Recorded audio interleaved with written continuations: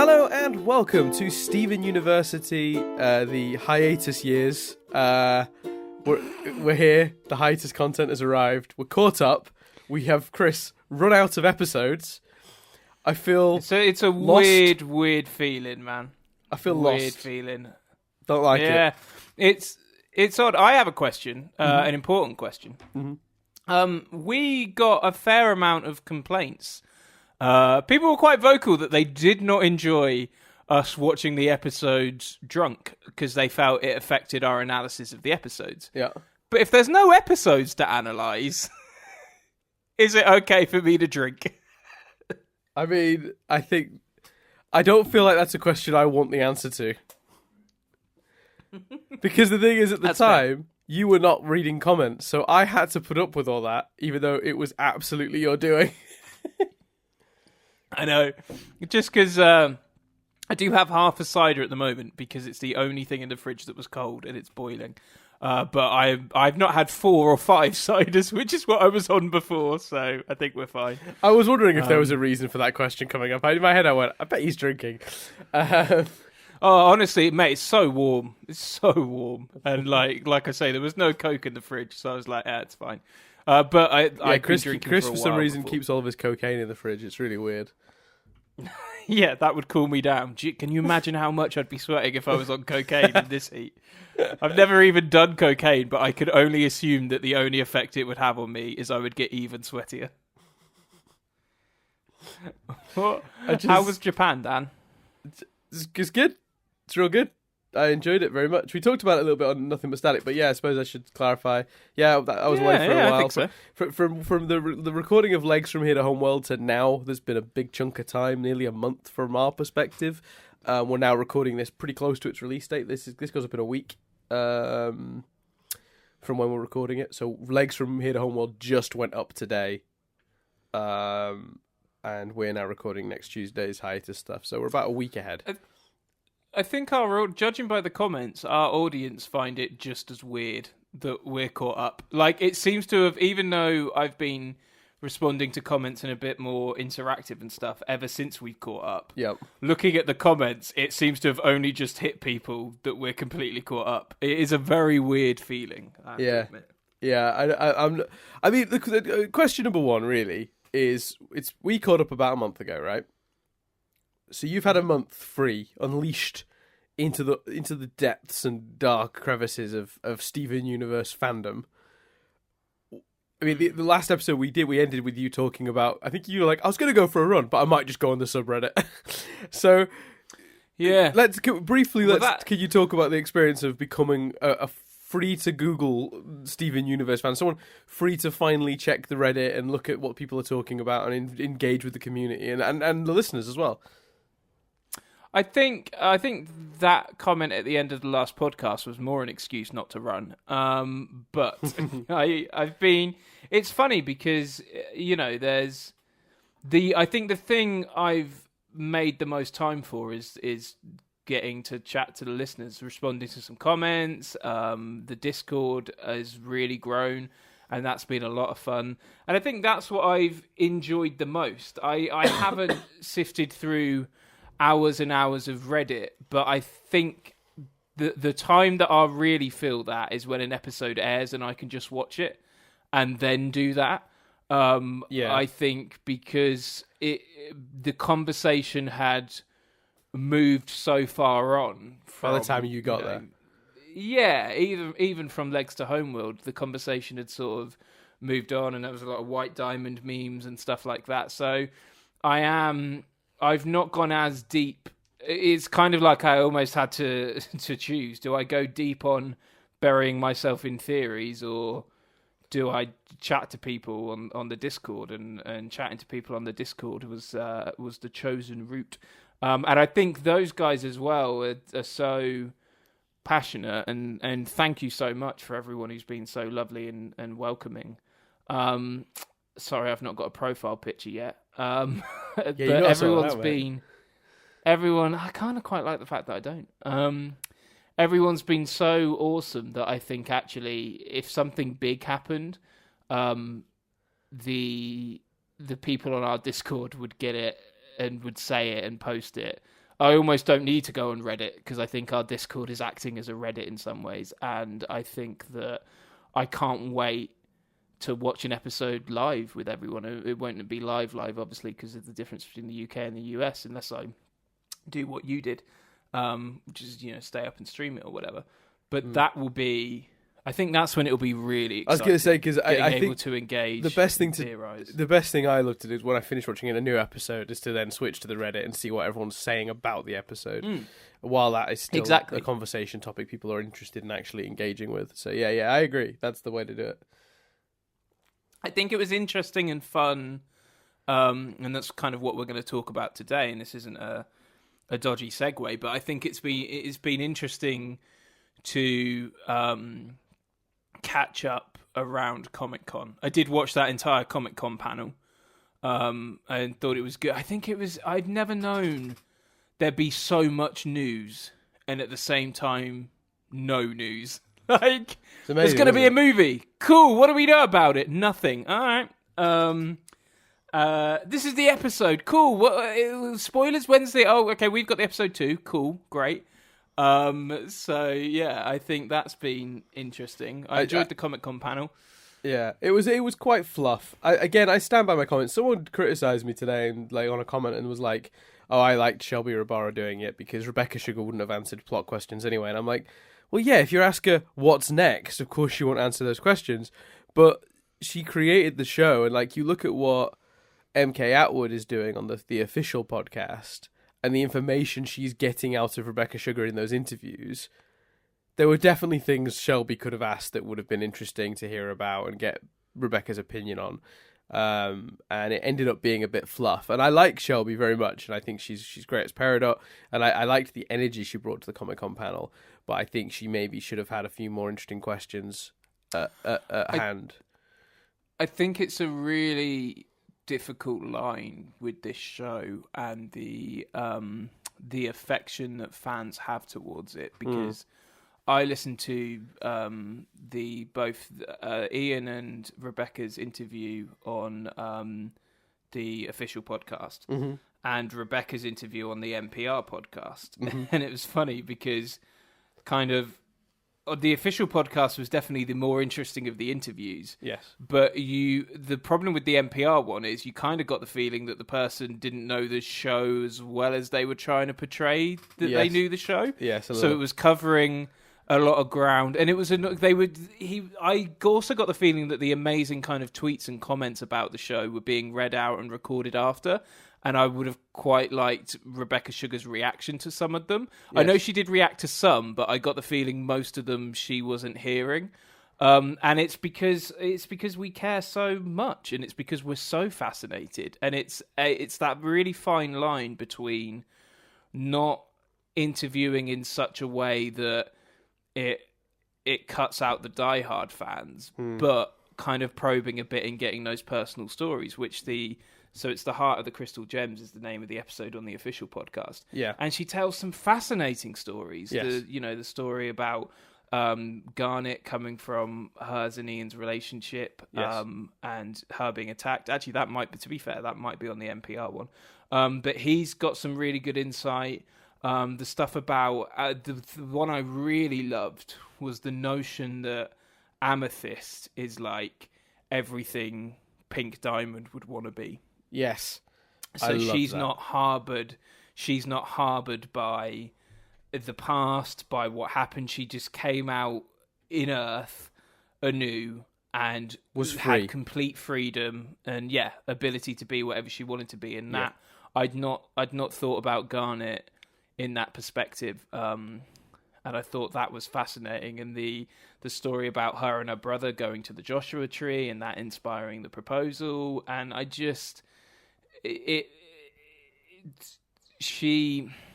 difficulty with something like Comic-Con is you probably can't go that deep, but equally, like you say, you're not going to get an answer to what's next.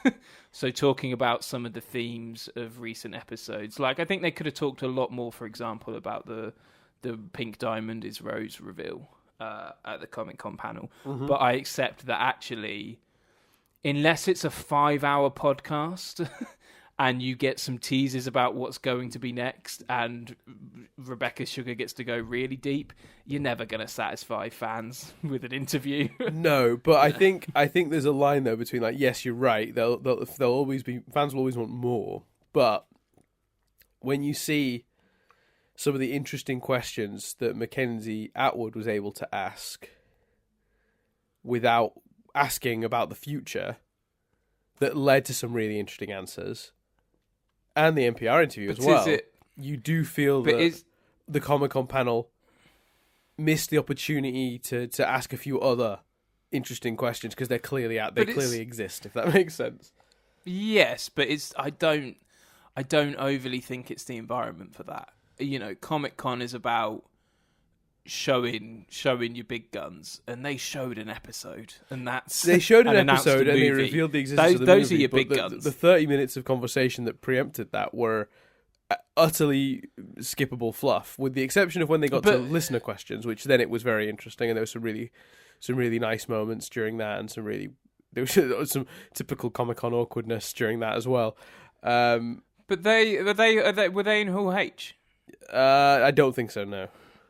All right, just because it's some of the more personal stories, like the story of her and Ian getting attacked and stuff. And that's not the sort of stuff I'm talking about. I'm just talking about like when her and Ian were talking about like how they kept jokingly in the writers' room referring to the armory as Rose's Batcave. You know, and that kind of thing. There is a space. I'm not talking about the really deep cut stuff. I'm just talking about some of those little interesting tidbits about, like, they were asking questions about the show, not just chatting with their friends. That's the difference, I think. Which is what Shelby was doing. Okay, yeah, I think that's fair. Yeah, I don't think you can go as deep as some of those answers. No, I wasn't suggesting you could. But my point was those interviews on those podcasts prove there are things you can talk to Rebecca Sugar about topic wise that aren't the future of the show. Like, it's this notion that, well, she couldn't ask her anything about the show because obviously Rebecca can't say anything. Well, it's like, if she can ask her about the episodes we've seen, though, one of the biggest bombs in the history of the show just aired. Like, ask her a question about that. Like, ask her, how did you land on the choice to make the cluster a sort of disembodied arm? Like, how did you land on the choice to put Garnet in that really cool half dress, half tuxedo? When did that idea start? Like, you know, there's a million and one little fluffy, still fluffy-ish, like Comic-Con-y safe questions that you can ask about, like the content we've seen so far. I don't feel like. That's my criticism, and I feel like I'm banging on it harder than I actually feel like that because I've received response and people have been like, no, not allowed, or disagree, I suppose. Is what and it's fresh. Say. It went up today. You'd have read them today. That's the other reason. I'd have liked to have known whether the notion of the what I keep calling the Avengers shot, whether that was always the plan to do that there, or whether at one point that was somewhere else. Like, she revealed in one of the podcasts that the idea of Stephen going into Pearl's gem was an early season 1 idea at one point, and then they kept it back. Yes. I mean, that's fascinating because the context in which that could have been done back then, just I can't imagine that notion being done and it being executed anyway different to how it was. Well, didn't she describe the premise? I can't remember what it was, but she described how it would have played out, and it was about something different, wasn't it?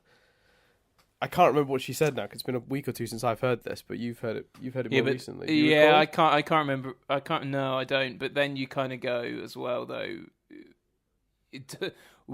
They'd have had to have either dropped a big hint about Pink Diamond, or why was there not references to that? I think the way they did it was so much cleaner. I'd like to have known that kind of tidbit about things like the Avengers lineup in Reunited and stuff. The decision to, I think it's a very clever story technique and device to have Lapis and Peridot be poofed, because you then have a reason for Bismuth to stay, and you have a reason to separate the additional gems from the original gems. I'd like to know whether that was, like you say, where did that come in the planning process?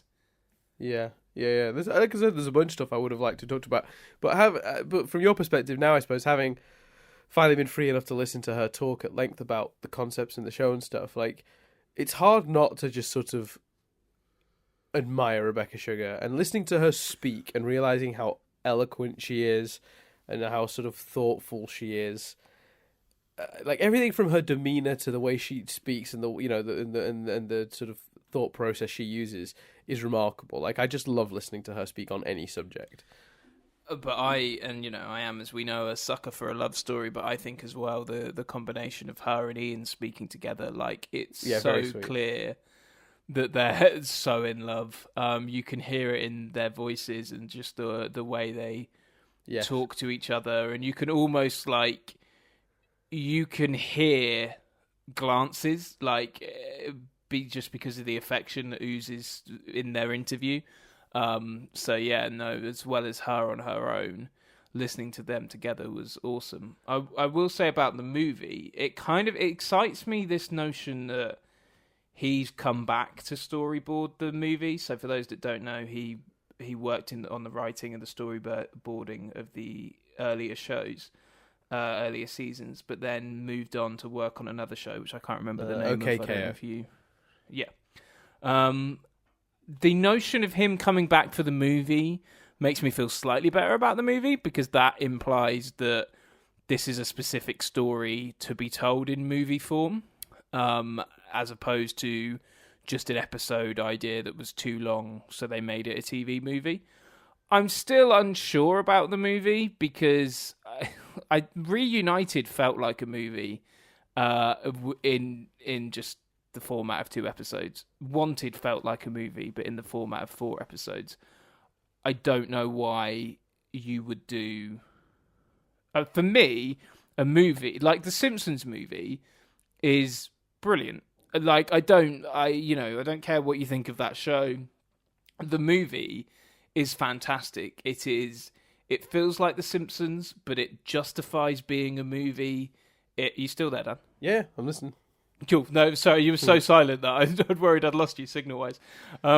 It justifies itself being a movie. It feels epic, but it also it just really feels like a story that had to be told as a movie, and it feels like something that's separate from the show, but also a part of the show. And I feel like a movie would need to do that. I wouldn't want, if they'd have made Reunited a movie, I'd have liked it, but I'd have gone, but if you're doing a movie, you're doing a separate thing, therefore you need to make it accessible to people that aren't watching the TV show. Even if no one who's not watching the TV show watches it, I still feel like if you're going to say it's this separate medium, it should be accessible to all. Yeah. I don't know if I want a movie that's accessible for all, as opposed to a really epic episode arc like Wanted or Reunited. I trust them explicitly, so I'm sure it'll be awesome. But I don't know if I'd be way more pumped if they formally announced season. I know they basically have, but if given the choice between the movie announcement and, right, season 6 is starting in September and it's going to be, we're not pissing about, it's going to be regular episodes once a week. I mean, I'd have taken that announcement over a movie any day. Yeah, agreed. I am still excited about the film though, especially because there's been some really interesting. There's not much information about it. In fact, there's basically no information about it, but there are some rumors regarding it. One of which being that it's something to do with. There's more to Blue Diamond than we currently know, and there's something to be revealed about her in an upcoming episode that is the kicking off point for the movie. That's one rumor that we've heard come out from somewhere, that someone who claims to be in the know. Well, I think Blue is singing Escapism. Do you? Interesting. Okay, because I've got a very different theory. Let's talk about that then. So, and actually, let's finish talking about the movie because there's not much more to say, is there? Then we'll get to Escapism. Yeah, just to clarify, I am very excited by it. I'm just not. I'm cautious of it. Yeah. Does that make? Do you see what I'm saying? Do you agree? Like about? Do you see what I mean about it being think, different but accessible? And I also wasn't. I think the more excitement, the more I hear the Crewniverse talk about it, the more excited I get, because they seem. Every time they talk about it, the twinkle in their eye, the sort of excitement in their voice suggests they know there's something special coming. The way they've been talking about it has had a real sense of just you wait. Like, you guys don't even know where this is going yet. Like, and I feel like, I feel like that's pretty awesome, and I'm excited to see where that goes, and if that's true, and if why are they so excited about this movie? What's this movie doing that we don't know about? And again, I've learned to just trust the Crewniverse, so fingers crossed. Yeah, and I absolutely do trust them, and I think when people say stuff like that on podcasts, there's and even actually in the working environment, like, I get it at work all the time where someone will pitch an idea for something, and I'll be like, look, I don't personally agree with it, but, I'm sure it'll be great. And then when someone else, the client or whoever, loves it, they kind of go, oh, well, you didn't like it. And I'm like, yeah, but they love it. Like, I want to be wrong. I don't want anything to... Do you know what I mean? And I don't want me feeling slightly cautious about it to be true. I want to be completely blown away. And I want to be like, hey, I had no need to feel cautious about this. It is both accessible and a part of the story. They've made it work in the same way that, The Simpsons did, in my opinion. So I absolutely trust them and hope it's amazing. The very notion of it, I can't help but go, Especially when the longest story we've had from these guys is, 22 minutes, 25 minutes? If it's going to be a movie, I want at least 90. That's, that's nearly 4 times the length. But I think if they come up with a side story that's not side story that's not, what do you call it, directly tied to Steven, but needs like the same amount of time to sort of be properly set up and dealt with. Do you know what I mean? Like, I feel like then we're in that situation where we're going to be happy about. Do you know what I mean? Happy about the length. Yeah. Like, if it isn't a whole new thing, you're going to sort of want that length, aren't you? Because you're going to want to be able to explore the new ideas properly. You're not going to want it to be cut off at the head. Yeah, like Animorphs, the book series about teenagers that could turn into animals. If anyone remembers that, comment below. Although no one, turns out, is into Hanson, so I don't know why anyone would be into Animorphs. But they did. Everything you love. There were different there were different. Animorphs, man, is ripe for the picking in terms of someone doing a decent version or reboot of that. But anyway, they did this. There were alien races in the books called the Yerks, the Andalites, the Hawk-Bajirs, I think it was, and the Taxons, maybe. And they did books called the Andalite Chronicles, which dealt with the history of the Andalites, which tied in loosely to the ongoing series, but it was like 3 times. The books were 3 times the length, and they informed that story, but didn't necessarily include the same characters. I think something like that would work really well. If it is a Blue Diamond history or Blue Diamond side story, then that would be awesome. But let's go on to Escapism. So do you want to just set up what it is in case someone doesn't know? So for those who aren't aware, a couple of actually I want to say about nearly a year and a half ago now, which is nuts. The official Steven Universe podcast had Rebecca Sugar on, and the big reveal at the end, the thing they had that was a little like bonus for listeners, was that they were going to explore. They were going to give us a sneak preview of a new song called Escapism, and a few people asked would I show that song to Chris, and I no time like the present, so I sent Chris the link to the song yesterday, and I told him that there had been a fair bit of debate about whose the perspective of the song was, because obviously the song was given to us without any context. I think a lot of people have come to a very similar conclusion now in the light of recent episodes. But the most popular theory when the song initially was released was that it would be Lapis. That is not sense. where I am. But is it where you were? No. I found it strange that people would think it would be Lapis. I didn't think the lyrics quite matched her. But I'm also not going to pretend that I foresaw what is likely to be the actuality of it, which I'll get to in a minute.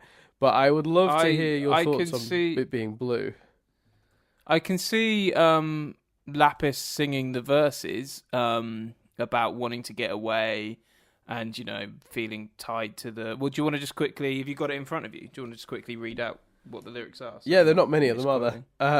Yeah. I mean, they can be read. I guess I'll have to face that in this awful place, I shouldn't show a trace of doubt.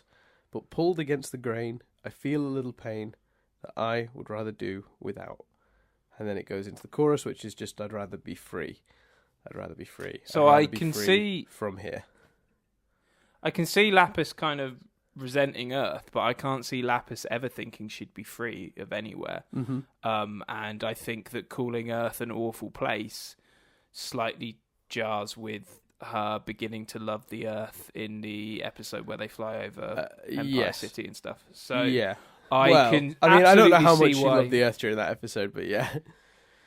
Yeah, but that's why I'd be like, is it Lapis? I think blue, because I think the lyrics fit how she'd potentially be feeling about Homeworld. I think Stephen, if he stands a chance of opening any Diamond's Eye, it seems to be blues.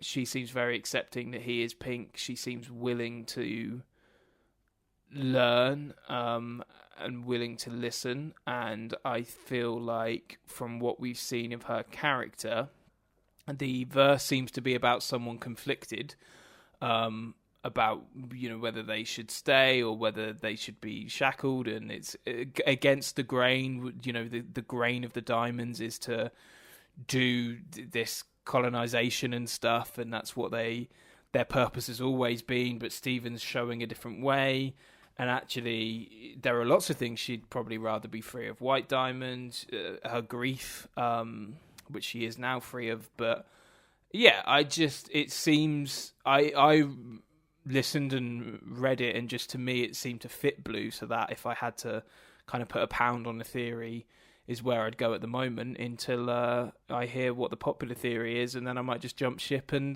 say that I've always thought it was that. So yeah, the popular theory. Well, it's funny because I didn't know what the popular theory was, and then I put a post on the Discord because I said this is my big theory for not just this song, but like the next episode. And my theory, which has now been slightly disproved by something we'll talk about in a little bit when we get to the leaked titles for the next episodes, which we will talk about in a minute. Because someone gave some information about that. My thoughts are just all over the place today. Sorry, I feel a little scattered. I'll start that sentence completely from scratch, Chris, as if I hadn't fucked it up at all. That would be amazing. My theory was that, so in the last episode we saw Stephen was sent to his room. And my big theory was that the next episode, which would be the final technically of season 5, he would be trapped in there and would fall asleep because he's just trapped, and eventually he would just do what Stephen does and fall asleep, and would have one of his weird vision dreams of Pink Diamond in that room, trapped, singing that song. That's nice. Yeah. And my theory was that he would, in that flashback, see how she escapes and learn of a method of escaping himself.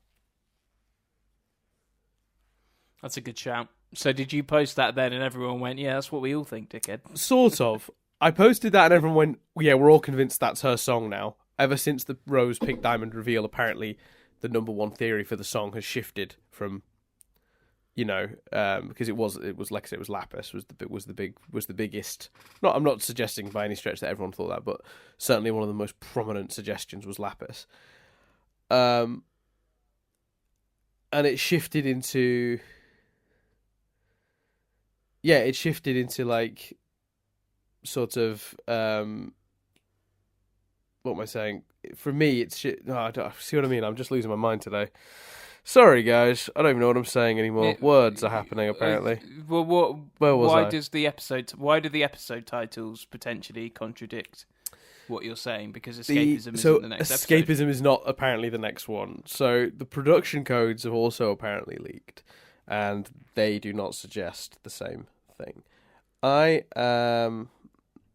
let's see. I am unconvinced that that's gonna completely undo my theory, because I sort of see Stephen escaping and that sort of still being such a clear path that I can't really get it out of my head. And I do also think that, like, production codes can change. Productions have been known to sort of cheat and produce episodes in weird orders to balance costs. And I'm not suggesting that's definitely what's happened here. In fact, I know I'm aware that is extremely unlikely. But I honestly think that makes the most sense, because it doesn't. Not only does it get the song in, not only does the song perfectly fit Pink Diamond. I mean, you know, this is her in the past saying, "I guess I'll have to face that in this awful place.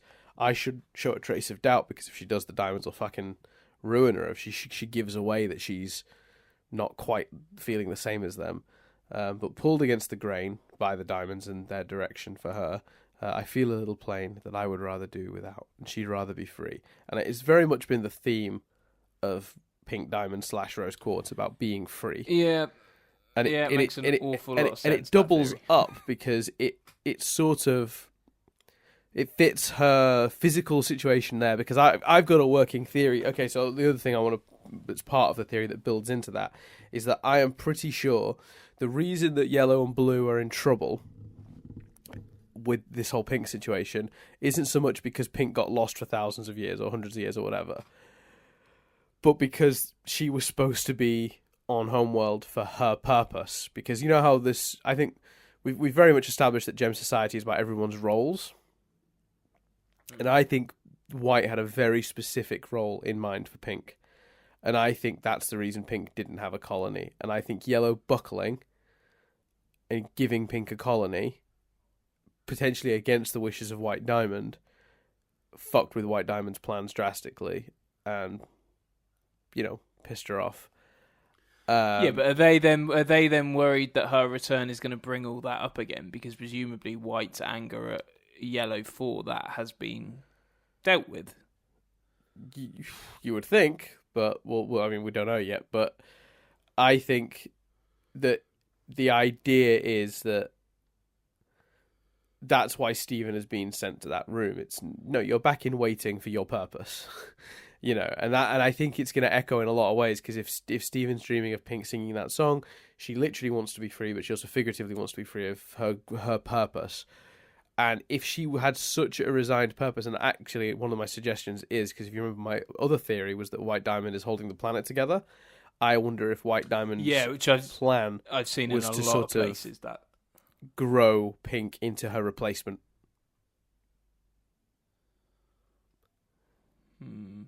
That's one of the. Not sure about that one, because I think I like one of the, I can't remember the full theory, but I like there's a theory about how the parts of the spaceship relate to how their purpose is. So that I can't remember which way around it is, but one of the arms is closer to the thinking part of the brain. One is closer to the emotional part of the brain. Well, presumably Yellow thinking, Blue emotional. Pink being the legs, I don't see why she'd ever be holding the planet together.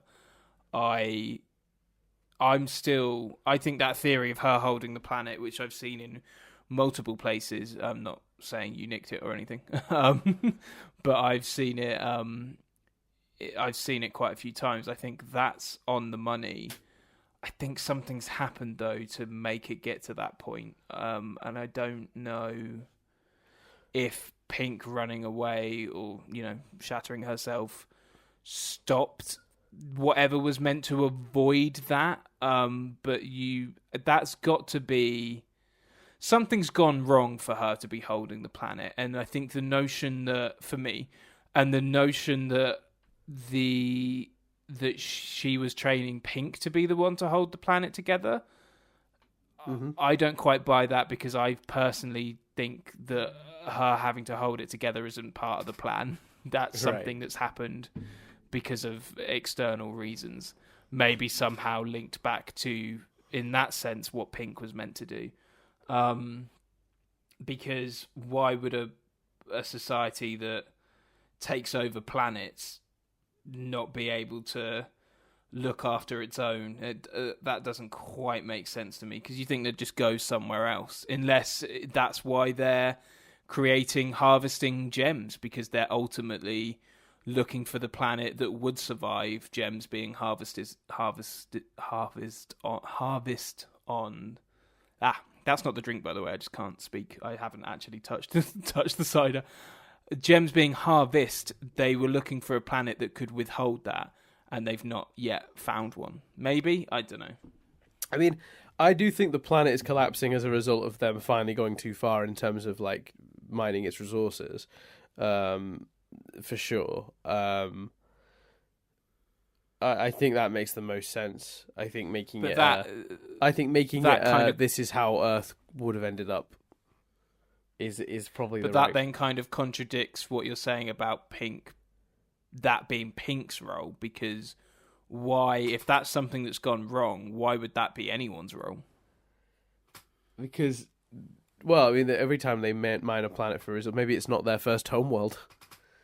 Maybe homeworld happens to be wherever the fuck White is, and they're always mining a planet while White holds it together, and she's looking to get free of that role. Yeah, maybe. Or maybe there's been some sort of civil war, and that's why the armies were all lined up when they arrived. Yeah. Interesting thought. But my honest thoughts, though, were that the next episode would end with Steven escaping, and then the subsequent episodes would be sort of like the final part of Wanted, where it's like, or the final part of not Wanted, sorry. The Greg gets kidnapped. What was that called? What was that arc called? I can't remember now. I'm having a brain fart. I didn't realize I'd be this fucking useless when I got to this podcast today. I'm sorry, everyone. The one, is it jet lag? The one with the zoo and stuff. I just can't remember what the arc was called. The arc with the zoo. What Out of do this we world? think could be the? Yes, I think that is right. What do we think the end of the series could be? Because it's got to be something big that launches us forward. So whether it's Steven escaping and then White declaring war, or I don't know, it's weird. I honestly suspect that it's going to be a third party outside of the Gem Society. I can't get out of my head that reference from the last episode, which is that, you know, we were something like we were the most feared in the galaxy or whatever, suggesting like other folk are out there, like there are other entities out there beyond gems. And I'm wondering if rather than a civil war, there is a similar species out there from a different homeworld with a different society, and they've been clashing with the gems. Because why are they running out, and why are they getting colonies everywhere? Like, other than just procreating, what's the purpose of them sort of trying so desperately to spread and increase their numbers? Why else would you be so eager to get more soldiers? That's what they were mostly producing on Earth with those quartzes. I think there's a very strong possibility that the homeworld gems were either in or preparing for war. I think that's interesting though, because I don't know what you could do with another villain that you couldn't do with the gems. Like another quote from one of the interviews. Well, I'll tell you exactly what you prevent. So here's the problem you've got, right? What you want to happen is for Steven to slowly change and fix Gem Society, right? Because society is what's fucked up, yeah? Their whole system is backwards, you know?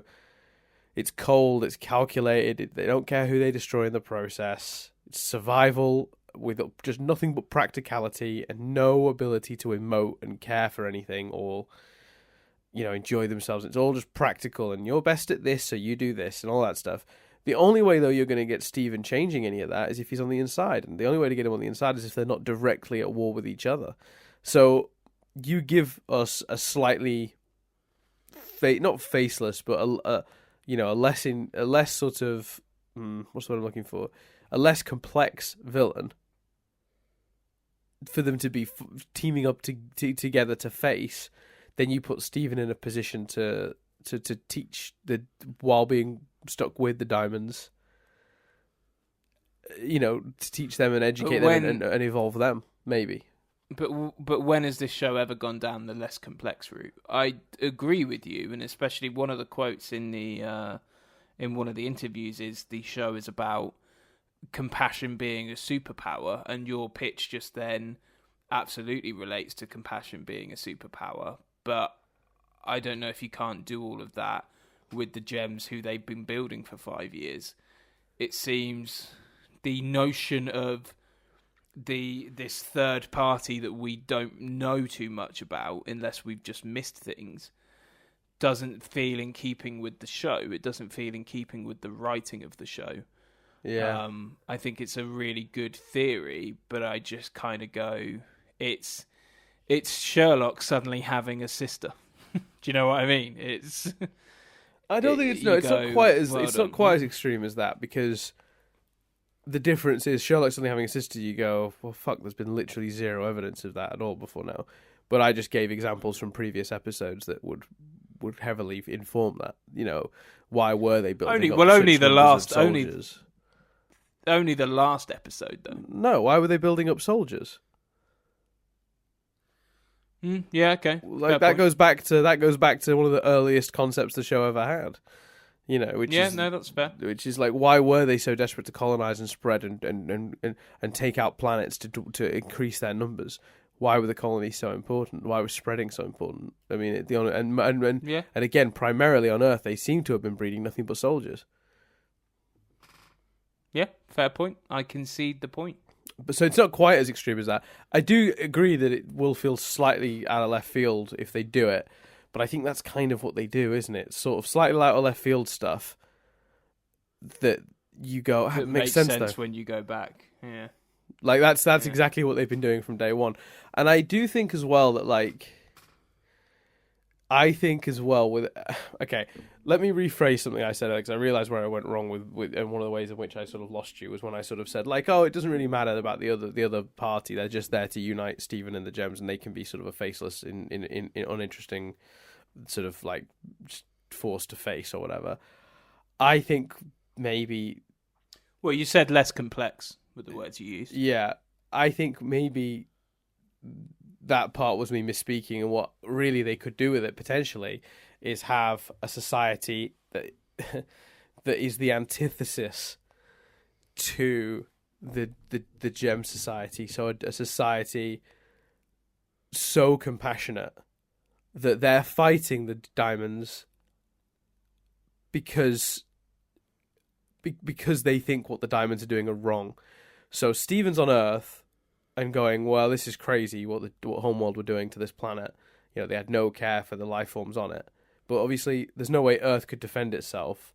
There's nothing on Earth, especially at the time they were invading, that could have, gathered some sort of rebellion that wasn't, of Gem origin, if that makes sense. But what if somewhere else in space there was another society that did have the capability to fight back, that saw what the diamonds were doing, and that Gem Society is being incorrect and wrong, and that's where the war had started, and then that only caused the Diamond Authority to escalate their colonizations to that degree. So they were almost making the problem worse by fighting back. That's a pretty interesting concept, and also helps push the idea. It also means you've got this force that Homeworld is facing, that's as empathetic as Stephen. So he'd have even more incentive to get the diamonds on side, particularly white. Yeah. In that world. That makes a lot of sense. Yeah. Cool. I wish I was more with it to explain these ideas properly, but there you go. Yeah, I don't know. Is it jet lag? What's wrong with Dan? Let's discuss. I don't know. I just feel really groggy and like I'm not making a lot of sense, but... You were alright at the beginning. Out of nowhere as well. Literally, it's hit me within the podcast. It's really strange. I don't understand what's happened. Should we quickly... I think we... Go on. Yeah, go on. Well, I was just going to say, should we go through should we look at the titles? Do you want to hear the other titles? Oh, yes. Yeah, we've not read them out, have we? Yeah. So the leaked titles, and for those of you who don't want them, cover your ears. But basically, these got out... There was a. This is actually prior to Heart of the Crystal Gems airing, but there was a French TV listing system that had a bunch of episode names that we'd never heard of before attached to episodes that were due to air. They then didn't air. They had like reruns.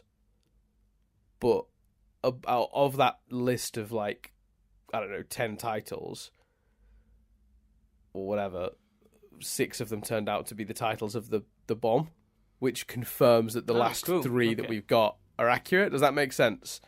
So one of them was Now We're Only Falling Apart. One of them was Maid of Honor. One of them was Reunited. And one of them was Legs from Here to Homeworld. So when all those episode titles turn out to be accurate, the remaining 3 on the list, you can assume, are valid. Are accurate, yeah. To a certain point. And then there was also something linked to metadata in a podcast or something that like confirms the production codes. That I understand a little bit less. But the remaining titles, and this is the order in which they are supposed to be airing. The next episode is rumored to be Familiar, which I suppose could also work for my theory of Stephen being trapped in a room that Pink was trapped in. The room is Familiar. Yeah, definitely. Together Alone, which I think could be... I want to say that's a Stavoni episode. I want to say Stephen gets out, bumps into Connie, and him and Connie fuse to help get off Homeworld, theoretically. I don't know. And then the final one of the 3 yeah, because what was Escapism. Alone Together? What happened in Alone Together? Alone Together was a Stavoni episode, wasn't it? Yeah, so that would lend itself to that, it being a kind of a sequel in some ways. I talked over Dan then, the final episode is called Escapism, which is where the discussion earlier came. Yeah, I think the most intriguing one for me is Familiar. It just doesn't scream epic series finale in the way that Reunited would have, or even Legs from Here to Homeworld. So I think Familiar is the one I'm most engaged with. I think the notion of the room being familiar is a good shout. I'm quite intrigued by Together Alone, just because I wonder, is it just coincidence or is it a direct sequel? Yeah, Alone Together was the first Connie episode. When he first fused with Connie and there was the creepiness of Kevin. I just double checked. Oh, right, okay. Yeah, so they're together, but they're alone, so maybe they're in a big expanse of Homeworld or something, or they've tried to escape and they're feeling guilty because the others aren't with them, maybe. I don't know. Maybe it's a Garnet episode and Garnet's being picked on by the rest of Gem Society for being a permafusion. Yeah, it's really hard together, to say, isn't it? But they're alone. Yeah. It's exciting. I think the weird thing, I don't have many theories surrounding those episode titles. I'm excited by them all. I'm most intrigued by Familiar. Yeah, I would. Yeah, I think I would agree with that. I think that is certainly one of the more interesting of the titles. So yeah, we'll see. I guess it's all gonna be happening. And I've got in terms of air date, people keep going like, oh, when are these episodes happening? And I have a feeling that we're not gonna see, if assuming that order is correct, I don't think we're gonna be seeing Alone Together or Escapism for quite some time. But I do think... Together Alone, isn't it? Sorry, Together Alone, for quite some time. I feel very confident that not too far from now, we're going to get a double bill air on TV. Because keep in mind, Legs from Here to Homeworld hasn't hit television yet.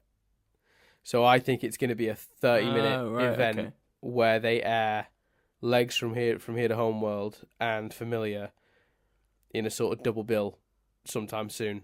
Yeah, that's how we'll get Familiar, because obviously listeners people who are into these things will have already seen Legs from Here to Homeworld through the app. So there you go. Yeah, I think that's logical. I think we'll get Familiar fairly soon. Not sure about when we'll get the start of 6. Yeah. One last thing, Chris. Cool. We've pretty much hit everything, haven't we? We've talked about everything we were gonna. Yeah. I mentioned to you I got you a tiny little gift when we were in Japan. All right. Yeah. So I'm going to tell you what it is on air because it's a little bit related. Okay. So when I was in Japan, I was looking for. I sort of stumbled across a small chunk of lapis lazuli. Oh, wow. The stone. It's very small, like fingernail sized. It's a tiny little chip of the rock, but it's in a little case. It comes originally from Afghanistan. Bless you. And I'll put a picture of it on screen right now. Oh, that's awesome. Thank you very much. That's a brilliant gift. Cute blue one. It's a very small piece of it, because I guess because it wasn't hugely expensive, but I imagine a bigger chunk would have been very expensive based on the price of this small chunk. Does that make sense? I don't know if that's a rule of thumb that lapis lazuli as a thing is very expensive, and that's why I've only been able to get you a very small piece of it. But it's still a little piece of the cute blue one. That's very sweet. I'm very appreciative. Thank you very much. I'll tell you what we can actually do. Have you got access to your phone at the moment? Yeah, I can do. I can send you a picture of it, and you can see. Oh, do. So you can see it as well as the listeners. There you go. There you go. Nice. So I got that for you. That's awesome. Thank you very much. I feel very touched. And while I was out part there, of I me's got myself... thinking Go on. I got you a really cool book for your 30th. Is that like a holiday present, Dan, or is that my 30th present? You know, that's a holiday present. Oh, sweet! Means I got another gift coming in Jan. Yeah. Woo! Yeah, I'm joking. And while I was out there as well, I got myself a companion to my amethyst chunk. I got myself a piece of rose quartz. Oh, nice! Awesome. Which, despite being like 18 times the size of your lapis lazuli, was a fraction of that price. Well, I'm very, very touched. Thank you. But I honestly thought that the lapis lazuli was like the perfect piece of gem to get it's you a really specifically. cool. It's a really cool gift. Thank you. There you go. It's like you say, it's a very me gift for obvious reasons. Yeah, clearly, a cute blue one. There you go. So sorry if this was a little bit all over the place. We're still sort of figuring out what these hiatus episodes will be. Suggestions below for anything you'd like us to talk about. As discussed, Over the Garden Wall and Honey, I Shrunk Stephen University will be coming, but they'll be coming in a few weeks, month or two. We didn't want to set a precedent with the hiatus. The main crux of the hiatus content is to give you guys something Steven Universe related.